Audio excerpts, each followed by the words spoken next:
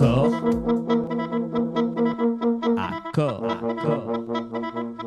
Corps à corps. Alors on vient d'en parler avec la répression des agriculteurs, on l'a vu également hier, on voit une forme de guerre qui oppose actuellement le peuple et une certaine élite en France, élite, enfin on peut appeler élite ou caste, vous appelez ça comme vous voulez, oligarchie. Eh bien ce matin ça continue mais on élargit le spectre et on regarde un peu l'Occident plus généralement et quand on résume ce qui se passe c'est quand même particulièrement intéressant, on sent qu'on est à un niveau de point de bascule. En Roumanie, je rappelle, l'élection présidentielle a été annulée, alors même qu'une enquête a prouvé que la Russie n'avait rien à voir dans les manipulations du vote, puisqu'on a parlé de manipulation. En Géorgie, la présidente pro-européenne sortante battue aux élections refuse de démissionner, malgré l'investiture de son successeur. En Allemagne, le Parlement a été dissous. Au Canada, eh bien, ça c'est tout récent. Le Premier ministre Justin Trudeau a décidé de démissionner après 9 ans d'exercice au pouvoir. D'ailleurs, je vous propose d'écouter le discours de démission de Justin Trudeau. Mes chers amis, comme vous savez, je suis un fighter. Dans mon fort intérieur, je me suis toujours battu parce que je me soucie profondément des Canadiens. Et le fait est que malgré tous les efforts déployés pour passer à travers, le Parlement est paralysé depuis des mois. Pendant le temps des fêtes, j'ai également eu l'occasion de réfléchir et d'avoir de longues conversations avec ma famille quant à notre avenir. Donc hier soir, au souper, j'ai partagé avec mes enfants la décision que je partage avec vous tous aujourd'hui.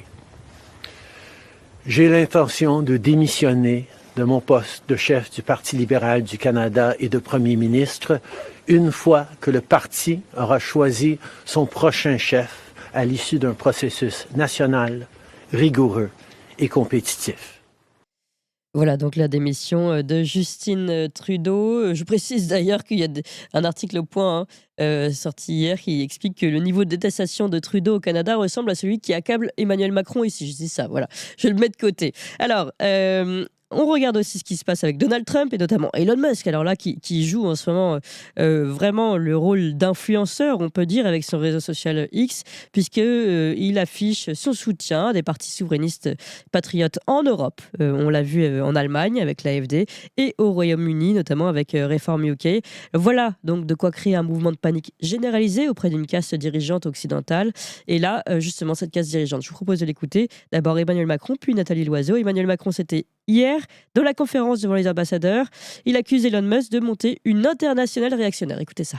Désordre des démocraties menacées par la remise en cause de leurs promesses de prospérité, d'ascension sociale, de partage du progrès, et directement attaqué par des puissances de déstabilisation. Il y a quelques semaines à peine, la Roumanie a dû annuler une élection présidentielle en raison d'ingérences et de manipulations électorales clairement attribuées à la Russie. Qui l'aurait imaginé il y a 10 ans à peine ?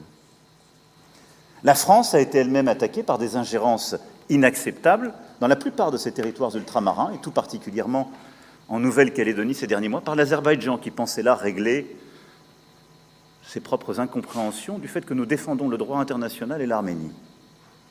Qui l'aurait imaginé ? Voilà 10 ans, si on nous avait dit que le propriétaire d'un des plus grands réseaux sociaux du monde soutiendrait une nouvelle internationale réactionnaire et interviendrait directement dans les élections, y compris en Allemagne, qui l'aurait imaginé ? Voilà, c'est beau quand même, franchement. Et en plus, alors, très intéressant aussi cette notion d'ingérence dont parle également Nathalie Loiseau, qui annonce donc la création d'une commission spéciale sur le bouclier démocratique européen.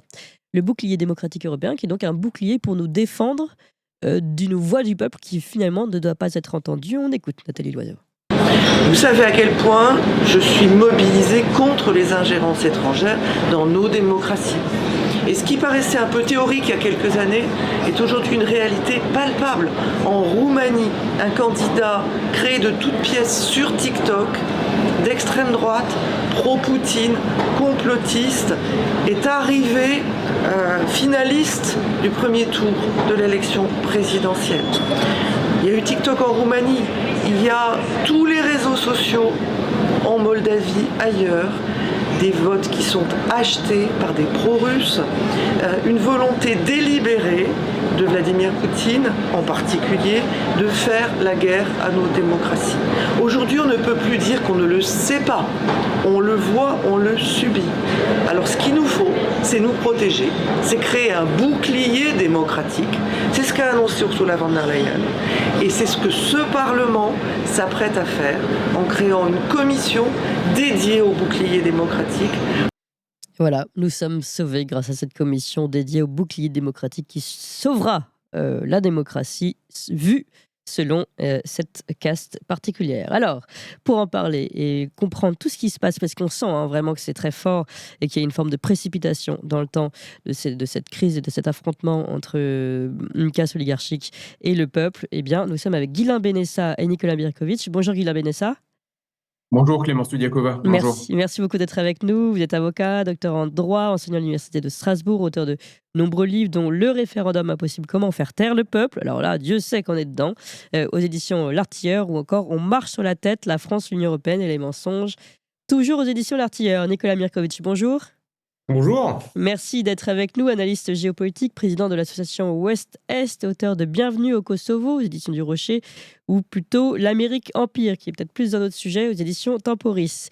Alors, pour commencer peut-être, Guilain Benessa, sur cette analyse, je vous ai vu sourire lorsqu'on a parlé du bouclier démocratique européen. Comment vous réagissez à cette nouvelle guerre, on va dire, plutôt cette dernière guerre, cette dernière bataille, dernier affrontement, on va dire, entre une élite qui refuse d'entendre son peuple et le peuple. Écoutez, ça fait quelques jours qu'avec les remarques des uns et des autres, les affrontements qui ont lieu, j'ai pensé à une phrase de Christopher Lasch, vous savez, dans son bouquin La trahison des élites, vieux livre de 94, où il écrit de mémoire que cette caste élitaire, on dirait aujourd'hui cette caste élitaire, doit maintenir la fiction selon laquelle elle tient son pouvoir de son intelligence. Elle doit maintenir cette fiction qu'elle tient son pouvoir de son intelligence. Et aujourd'hui, nous avons un affrontement extrêmement simple. Donc d'un côté les méchants, de l'autre côté les bons. C'est du niveau, vous savez, j'avais une très mauvaise prof de français en première qui m'a fait préparer mon bac français sur l'idée qu'il y a dans les grands récits des bons et des méchants. Vous voyez, c'est la finesse d'analyse de nos élites du jour. Ah oui, c'est dommage. Oui. Donc on a des bons et des méchants, on a donc des démocrates et des autoritaires, ou voire des totalitaires, on a des doux et des gens pour la liberté et de l'autre, des gens qui rêvent de l'être de cacher et d'embastiller les gens. Donc encore une fois, c'est d'une finesse d'analyse folle. Ce que je constate surtout maintenant, c'est que derrière cette idée qu'il y a des gentils démocrates et des méchants, il y a désormais le réel qui est en train de se fissurer. Oui. Le réel se fissure parce que les bons ont eu des résultats dramatiques durant des décennies. Donc, on est au bout d'un cheminement, à mon avis, d'un mouvement en fait, de fond qui est en train de produire ses effets délétères une bonne fois pour toutes. Premier élément. Deuxième élément, quand je parle du réel, je dis que regardez ce qui s'est passé ces derniers jours qui est complètement dans ce même creuset. C'est la question des viols massifs en Grande-Bretagne dont on a à peine entendu parler pendant des années. Oui, bien sûr. Elon Musk le révèle, ou plutôt, il ne le révèle pas, il s'en fait l'écho par le biais d'un tweet. Il s'en fait l'écho par le biais d'un tweet. Il met la lumière sur. Ouais. Exactement. Il révèle pas, il relaye une information qui jusqu'à présent était laissée dans une sorte de pénombre, quelque chose comme ça. Je précise juste, pardon Guillaume Benessa, mais le moment de faire notre auto-promotion, qu'on en avait fait, nous, une émission spéciale sur ce gang des Pakistanais. Voilà. Mis de côté.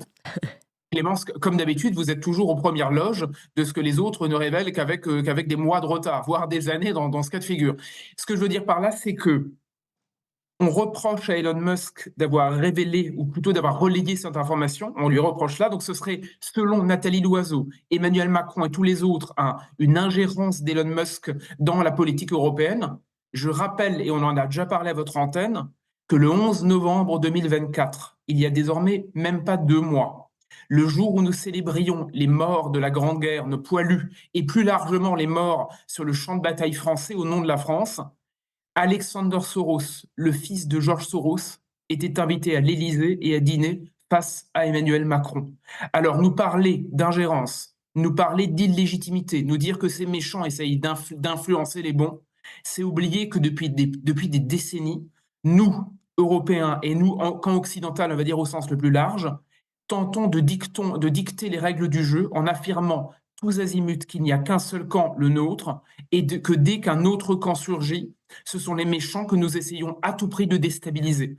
Nous sommes peut-être déstabilisés, mais nous sommes déstabilisés parce que nous méritons de l'être, parce que nous sommes au bout d'un cheminement, au bout d'un chemin qui, aujourd'hui, je pense, va nous conduire peut-être vers la fin d'un modèle et vers le commencement d'un autre qui prend le pouvoir. Et on le voit un peu déjà, cette fin de modèle. Déjà, l'élection de Donald Trump, chez Elon Musk, mais la démission de Justin Trudeau, la démission de Rishi Sunak et peut-être un jour la démission d'Emmanuel Macron. En tout cas, c'est quelque chose qu'on finit par entendre aujourd'hui en France. Alors, je me tourne vers vous, Nicolas Mirkovic, pour cette analyse aussi, qui est également une analyse, il y a une analyse, qu'on va dire, de droit, de droit constitutionnel presque, mais aussi une analyse géopolitique de ce qui se passe en ce moment, parce que c'est un phénomène qui dépasse seulement un pays là.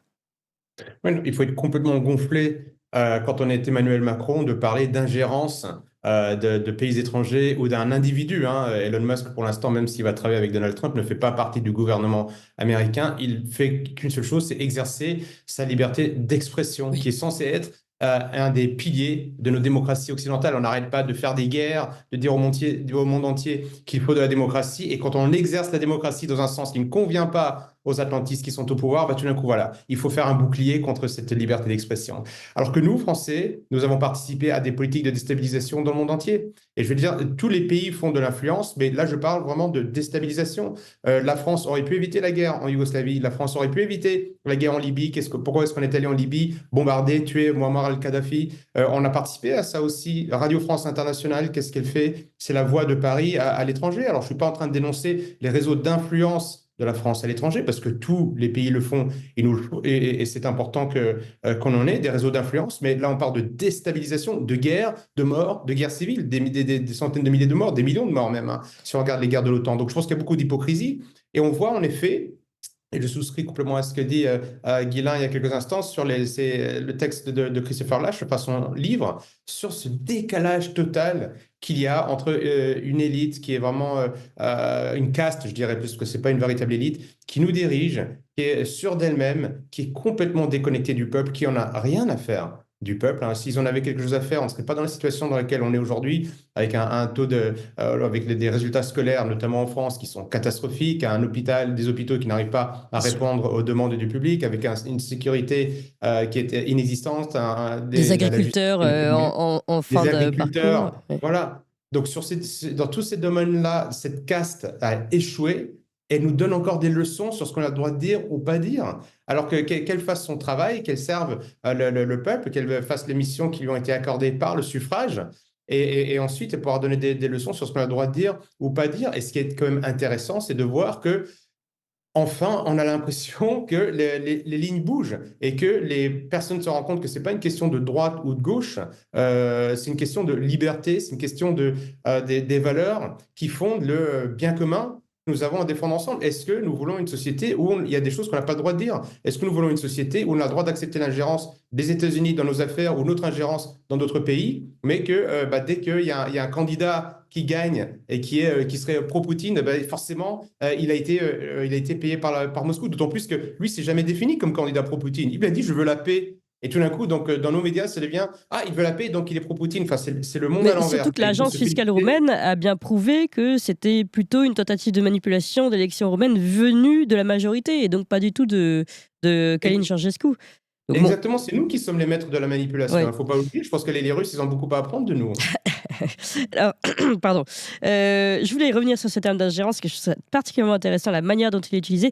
Mais avant, Nicolas Mirkovic, chers amis, on est très nombreux encore aujourd'hui, très très nombreux. D'ailleurs, on est déjà à la première matinale, j'oublie de le dire, maintenant on est habitué, la première matinale sur YouTube ce matin de France. Donc merci infiniment.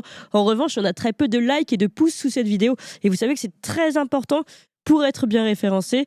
Et ce référencement, malheureusement, il est aussi important pour que d'autres nous découvrent ou pour qu'on continue d'exister tout simplement. Donc n'hésitez pas à fond, là, il faut prendre les bonnes résolutions pour la nouvelle année. Mettez des pouces tout de suite sous la vidéo, chers amis. Alors, je reprends cette notion d'ingérence étrangère. Je trouve intéressant, on l'a entendu chez Emmanuel Macron, on l'a entendu chez Nathalie Loiseau et on l'avait entendu chez Ursula von der Leyen. Ingérence étrangère, on aime bien la coller avec Moscou, Russie. En revanche, vous noterez que même avec Elon Musk et les critiques qu'il porte vis-à-vis d'Elon Musk, il ne parle pas d'ingérence étrangère parce que sinon on confondrait un peu je pense, l'ingérence américaine en général. Et là, il y aurait beaucoup de choses à dire pour le coup. Il parle ici là d'une internationale réactionnaire ou d'autres. Et en tout cas, ce qui est intéressant, voilà, c'est de se dire, euh, on a du mal aujourd'hui à faire la différence entre l'ingérence, la véritable ingérence, qu'on pourrait critiquer notamment du côté des Américains, je rappelle, l'affaire Snowden, l'espionnage, la NSA, etc. Et puis l'influence que peut avoir Elon Musk, par exemple. Mais ce n'est pas le même terme, c'est pas la même chose qui se passe entre influence et ingérence. Nicolas Mirkovic. Non, tout à fait. Là, l'influence, c'est étendre son réseau pour rapprocher des pays, faire du commerce, améliorer les relations, construire des alliances. Donc, et ça, l'influence, c'est normal de tout temps. On a fait ça. L'ingérence, c'est quand on rentre dans le système politique d'un pays pour l'orienter dans une direction qui nous intéresse. Et ça, c'est interdit par la charte de l'ONU. C'est complètement interdit. Et ça, malheureusement, on ne suit plus le droit international, donc on ne sait plus ce qui est légal ou pas légal, notamment les atlantistes, eux, ils partent d'un monde fondé sur des règles, alors qu'on a du droit. Et donc, si on suivait le droit, ça serait interdit. Il faudrait le condamner sévèrement. L'ingérence, c'est typiquement quand en Géorgie, le peuple géorgien vote massivement pour un parti qui est en plus historiquement plutôt pro-européen, mais qui est en train de s'éloigner de la chimère européenne, en tout cas de l'UE. Quand ce parti gagne, nous avons des députés européens avec le soutien de la Commission européenne qui vont défiler à Tbilissi pour soutenir des manifestants qui ne veulent pas accepter le résultat des urnes. Ça, c'est de l'ingérence. Et ça, c'est la partie visible de l'iceberg, parce que ce qu'on ne dit pas, et c'est une des raisons pour lesquelles la Géorgie était dans le collimateur de l'Union européenne, c'est que la Géorgie a voté une loi demandant que toutes les associations qui recevaient plus de 20% de leurs fonds de la part de pays étrangers le déclarent. Ils n'ont même pas dit que c'était interdit, ils ont juste demandé qu'ils le déclarent pour qu'on sache, telle association, telle ONG, tel média qui est en train de s'exprimer reçoit X% de fonds d'un autre pays. Et ça me semble logique. Et d'ailleurs, on a le même type de loi en France, les États-Unis l'ont aussi. Et pourquoi est-ce qu'on a crié contre cette loi? Parce que, évidemment, on se rend compte qu'énormément d'ONG en Géorgie sont financées par des associations, par des pays atlantistes, par l'Union européenne, par les États-Unis, dont le but est de mener de la réingénierie sociale, d'influencer la Géorgie sur des thèmes qui sont les thèmes des atlantistes et d'avoir une influence, plus qu'une influence, une ingérence sur les résultats des élections. Parce qu'évidemment, quand vous contrôlez des médias, on l'a bien vu avec l'élection d'Emmanuel Macron, souvenons-nous, il sort de nulle part, en 3 ans, il devient conseiller de Hollande, et puis ensuite président de la République. S'il n'y avait pas les médias, il ne serait pas arrivé là. Donc, ce qui a été fait en France est fait régulièrement aussi dans d'autres pays, et ça, c'est de l'ingérence parce que on ne veut pas, on ne croit pas en la démocratie. Ça, je pense que c'est important, et je pense que les gens s'en rendent compte aujourd'hui, enfin les peuples, que la démocratie n'existe plus. C'est-à-dire que soit on vote dans des référendums et on ne prend pas en compte nos voix, soit il y a les médias sont tellement biaisés parce qu'ils sont financés. Hein, il suffit de tirer les ficelles pour savoir qui finance les médias, pour savoir qu'il y a des idées qu'on a le droit de partager et des idées qu'on n'a pas le droit de partager. Et tout ça fonctionnait très bien tant que, on était dans les 30 Glorieuses, tant qu'il y avait du pouvoir d'achat, tant qu'on pouvait investir, tant qu'on pouvait partir en vacances. Là, aujourd'hui, ça ne se passe plus bien, les situations sont très difficiles et les gens cherchent à comprendre. Ouais. Et quand ils cherchent à comprendre, ils vont sur des médias alternatifs, ils commencent à se renseigner, ils commencent à parler et ils se rendent compte que le jeu démocratique est biaisé. Nous le faisons à l'étranger et c'est aujourd'hui le cas aussi chez nous. Et ça, c'est important que les gens se rendent compte. Et ça explique aussi les différentes victoires de différents partis qui dénoncent cette manipulation de la démocratie et qui veulent qu'on respecte les droits fondamentaux des peuples à s'exprimer et à choisir eux-mêmes qui doivent les diriger, quoi. Voilà, vous dites que la démocratie n'existe plus, et pourtant Nathalie Loiseau utilise ce terme de bouclier démocratique européen. Et là, on a bien les deux camps qui sont dessinés. Hein. Maintenant, c'est le bouclier démocratique européen face à l'international réactionnaire, comme le dit Emmanuel Macron. Alors, est-ce que Guillaume Benessa, vous pouvez peut-être revenir sur cette opposition de ces deux blocs définis par eux-mêmes, par Emmanuel Macron, Nathalie Loiseau, et puis aussi évidemment analyser cette démission de Justin Trudeau? Alors, juste pour faire suite à ce qui vient d'être dit par Nicolas, je prends juste 3 exemples qui permettent de comprendre comment les planètes s'alignent avec tellement de justesse qu'on en arrive au bout d'un cheminement. J'en parlais tout à l'heure. 3 exemples précis actuels. Nicolas a raison, la question du financement des associations et la question de savoir d'où vient le pognon, d'accord, je veux dire, paraît logique. En Hongrie, c'est ce qu'a fait Orban en disant « je veux une législation qui permet de savoir d'où vient l'argent qui finance tel ou tel média, telle ou telle organisation, etc. » L'Europe a dit en 2019 hors de question au nom d'un terme, vous savez, on en a déjà parlé Clémence, au nom d'un terme clé, au nom de l'état de droit. Donc, l'état de droit version Union européenne vous interdit, vous, peuple, vous, nation, vous, gouvernement, d'avoir une loi qui permet de tracer le financement des gens qui, de l'extérieur, déstabilisent votre pays. En tout cas, ont de l'argent pour tenter de le déstabiliser. Premier point. Deuxième point, sur la Roumanie, j'aimerais mettre vraiment en lumière l'hypocrisie de ce qui se passe actuellement. L'hypocrisie au nom de laquelle Nathalie Loiseau, Emmanuel Macron, ça se hérissent contre ce qui se passe. Si on prend la Cour constitutionnelle roumaine, c'est pas rien quand même, hein, c'est pas rien. On a oublié parce que chez nous, on a une blague qui s'appelle le Conseil constitutionnel avec à sa tête Laurent Fabius. Mais soyons sérieux 2 minutes. Qu'est-ce que nous a dit la Cour constitutionnelle roumaine pour mettre fin aux opérations électorales? Elle a dit, je cite, que en raison de la prétendue ingérence russe, donc TikTok, tout ça, elle nous dit que il y a eu de multiples irrégularités et violations de la législation électorale qui ont dénaturé le caractère libre et équitable du vote exprimé par les citoyens et l'égalité des chances des candidats aux élections. En gros, ça veut dire que l'équité et la liberté du choix de vote n'a pas été respectée. Quand on pense, chez nous, qu'il y a 20 ans, lors du référendum sur la Constitution européenne, ou qu'il y a 30 ans, lors du référendum sur Maastricht, nous avions tous les grands journaux qui expliquaient qu'être contre, c'était voter, c'était donner une chance à Adolf Hitler, hein, c'était les propos dans le Figaro, c'était être favorable à l'hitlérisation, je veux dire, de l'Europe. Ça veut dire qu'en gros, vous n'aviez pas le droit de voter non. Dire qu'aujourd'hui, il y a un problème dans le processus électoral roumain parce que TikTok a joué un rôle, alors que chez nous, tous les médias ont interdit quasiment aux Français de voter non à l'Europe par 2 fois, c'est se foutre de la gueule du monde. Parce que, en gros, nous-mêmes en France, nous avions truqué les élections puisque les médias ont tout fait pour qu'on ait un seul vote et un seul choix possible. Deuxième élément. Et troisième élément, je suis désolé de revenir encore un peu en arrière, vous voyez, mais je disais les planètes s'alignent. Lors du référendum sur Maastricht, François Mitterrand disait, donc le camp du bien, hein, vous savez, le brave socialiste sympathique. Oui, le camp du bouclier démocratique, oui. Le camp du bouclier démocratique aujourd'hui, exactement, le mentor de nos socialistes du jour ou de nos sociodémocrates du jour. François Mitterrand disait en 92 sur Maastricht, il n'est pas opportun de consulter le peuple français parce que, je cite, c'est trop compliqué. Donc, pourquoi je dis ça? Parce que tout s'aligne entre, d'un côté, les haineux de la démocratie, qui s'appelle en fait le camp de Nathalie Loiseau, Emmanuel Macron.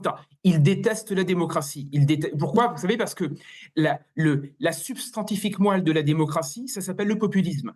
En réalité, un vrai démocrate est un populiste, et un populiste est un démocrate, puisque le principe d'un populisme source, ou d'un populisme originaire, est de dire que le camp du peuple, c'est-à-dire l'expression du peuple par le peuple, enfin, le gouvernement du peuple par le peuple et pour le peuple, est le seul gouvernement légitime qui s'appelle la démocratie. Donc un populiste est un démocrate sourd. Or, nos élites, si je puis dire, ou notre caste, c'est peut-être plus juste, effectivement, Nicolas a raison, la caste du jour déteste la démocratie et invente toutes sortes de concepts comme l'état de droit, qui en fait veut dire le gouvernement des juges, pour remplacer la démocratie.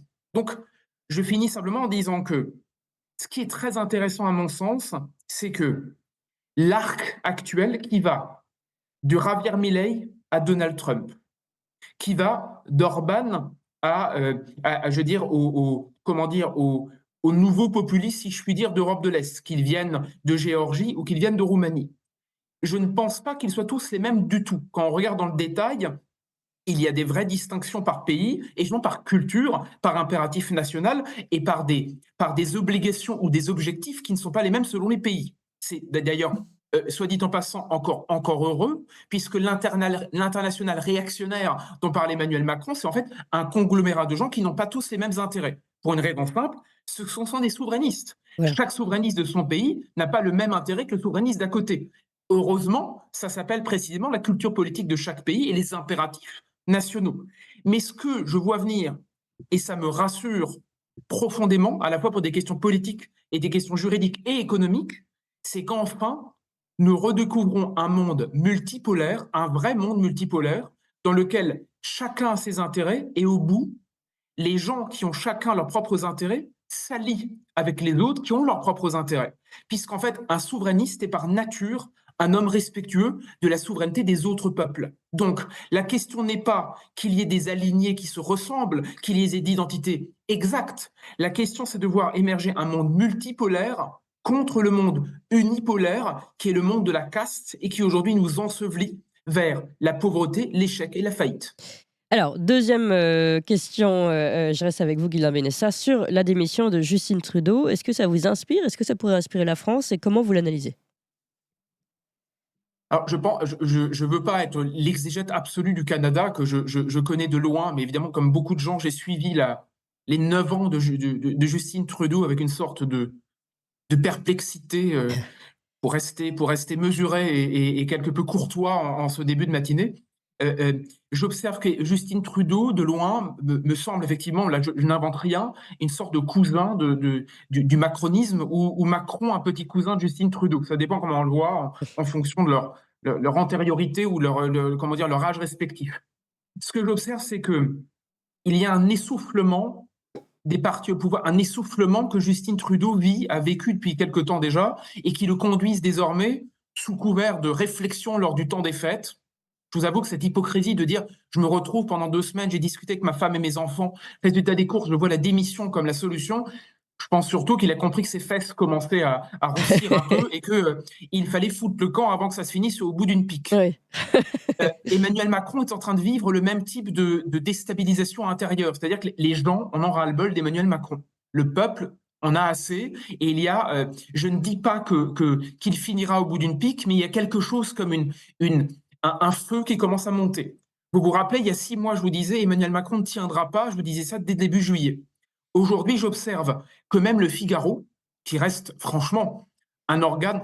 Vous savez, mon éditeur m'a une fois dit, Damien Sirex à l'Artium m'avait dit, les pages saumon du Figaro permettent de prendre le pouls d'un bon centrisme. Et effectivement, les pages saumon du Figaro, même celles-ci, commencent à dire que la démission d'Emmanuel Macron commence à, est dans l'air et pourrait s'imposer. Donc nous voyons que même la droite bien sympathique, proche de la Macronie d'une certaine manière, commence à dire qu'il faut que ça bouge. Je dis ça parce que la démission d'Emmanuel Macron, qu'elle se pose immédiatement ou non, est effectivement un copier-coller de l'exaspération et de cette espèce de troisième mi-temps que jouent les progressistes au pouvoir. Justin Trudeau a compris que cette troisième mi-temps commençait à devenir longue. Je crois que pour Emmanuel Macron, il faut qu'il commence à s'en rendre compte.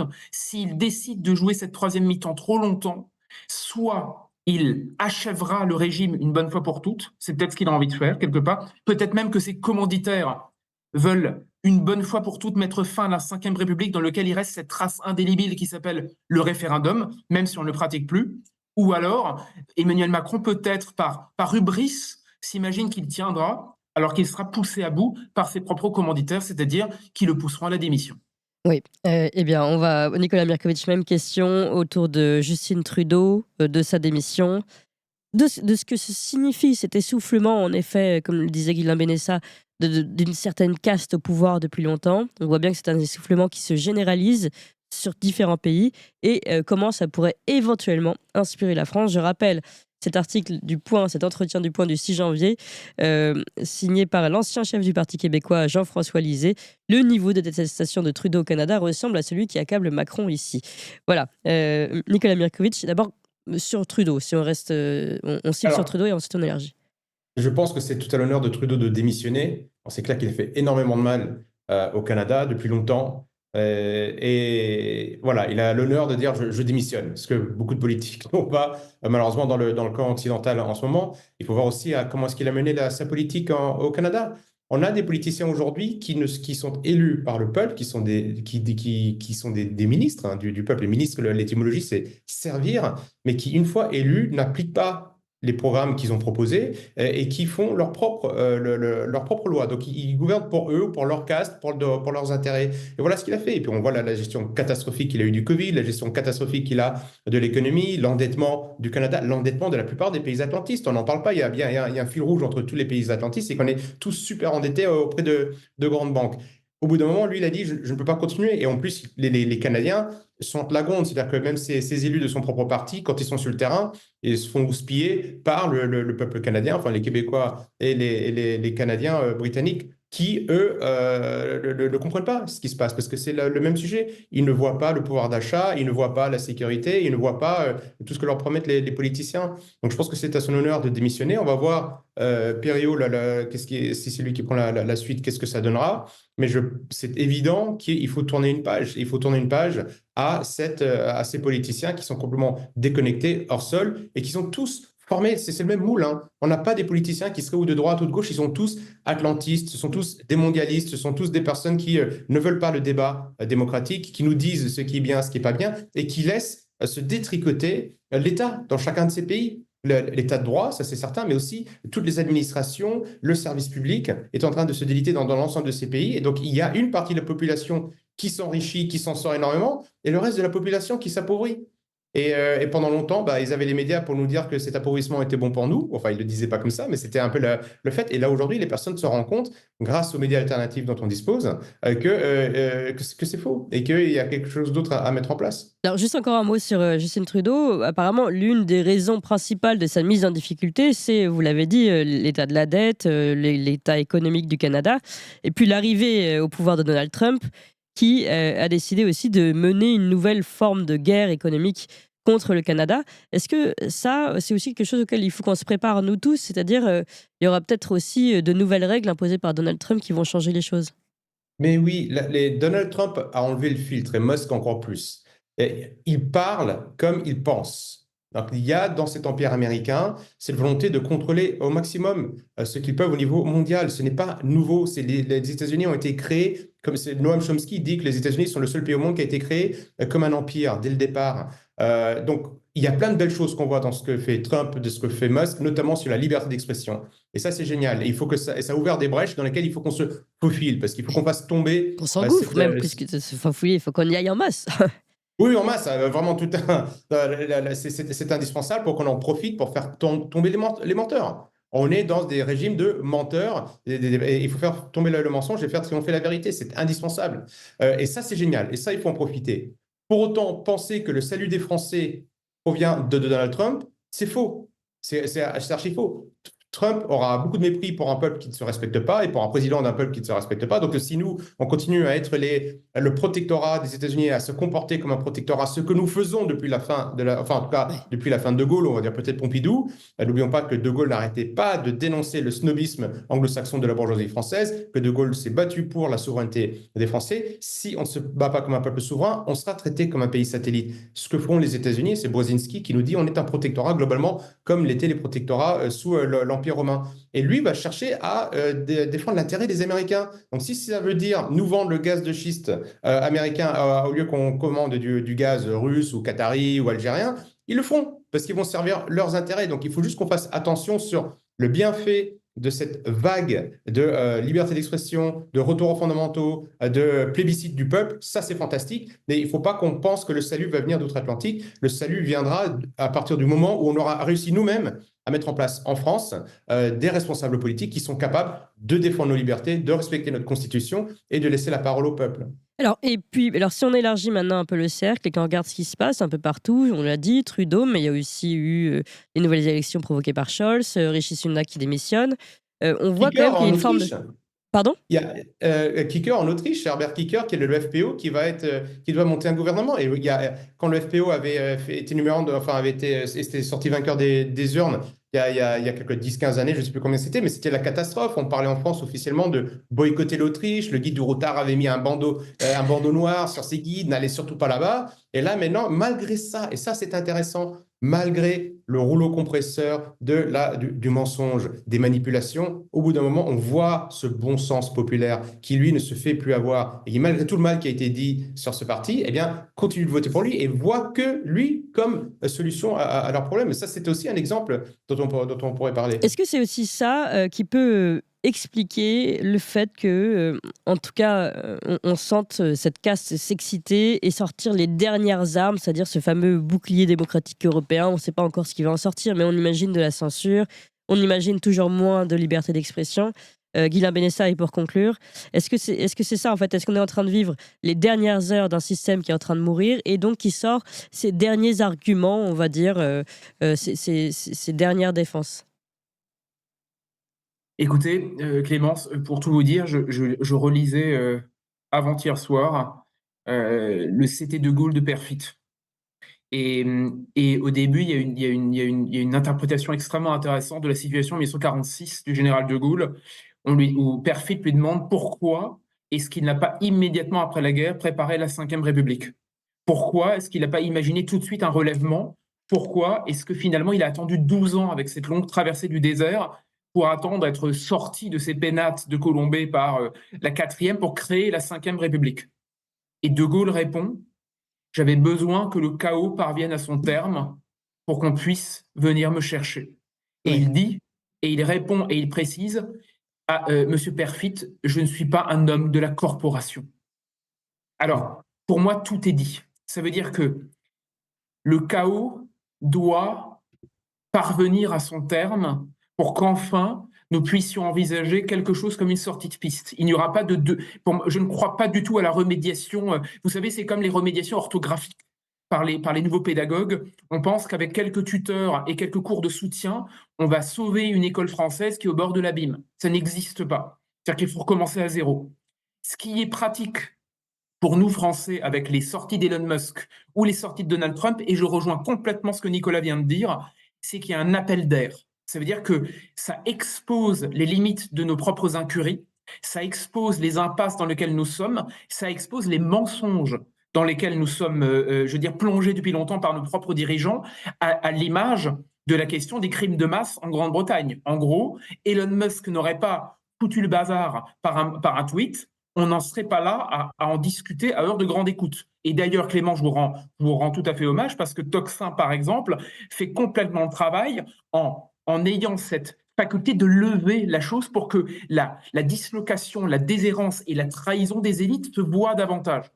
Mais à mon avis, c'est lorsqu'on parviendra à ce moment de dévoilement, lorsque petit à petit, je vais être clair, lorsque le pourrissement généralisé se verra de plus en plus et que le chaos, du coup, quelque part, parlons plutôt de fin de règne ou de fin de race d'ailleurs, par certains aspects, parviendra à son terme, que nous pourrons ensuite envisager de nous relever.